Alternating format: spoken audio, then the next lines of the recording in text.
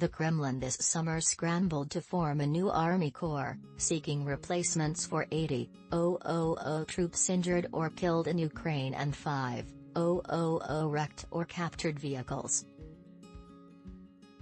The Third Army Corps on paper is a powerful force, with several brigades encompassing 10,000 troops in a dozen or more battalions equipped with hundreds of T-80 and T-90 tanks and other vehicles. But it's a hollow formation, staffed by old, unfit volunteers including drug and alcohol addicts.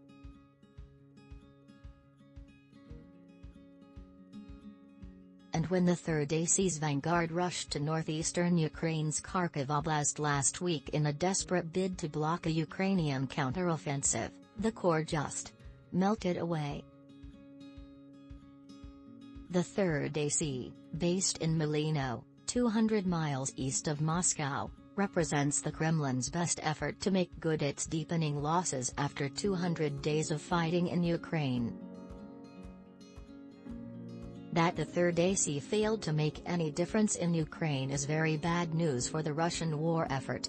It's not going to get easier for the Russian army to stand up additional formations.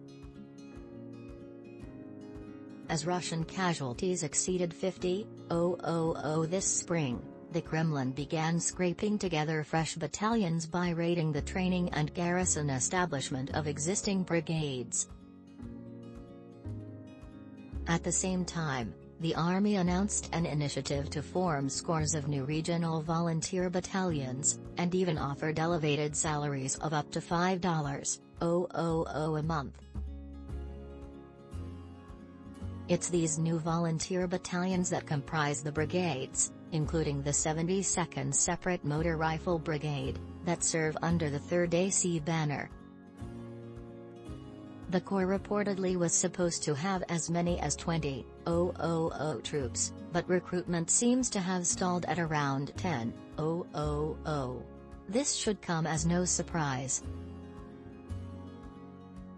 The recruitment drive behind the 3rd AC collided with Russia's unhappy demographics and conscription practices. Roughly half of the 900,000 people in the Russian army forces are professionals on long-term contracts.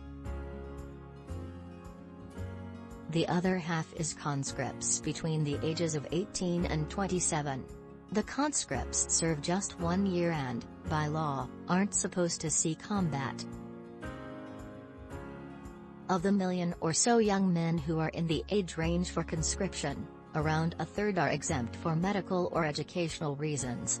Twice a year, the Kremlin taps roughly 200,000 of the 700,000 who are eligible for the year-long military service. There's not a lot of excess manpower in the conscription pool. For the most part, these are not the men who are filling out the volunteer battalions. Instead, the Kremlin has been targeting older men, 2 million of whom have previous military experience and technically belong to the military's reserve.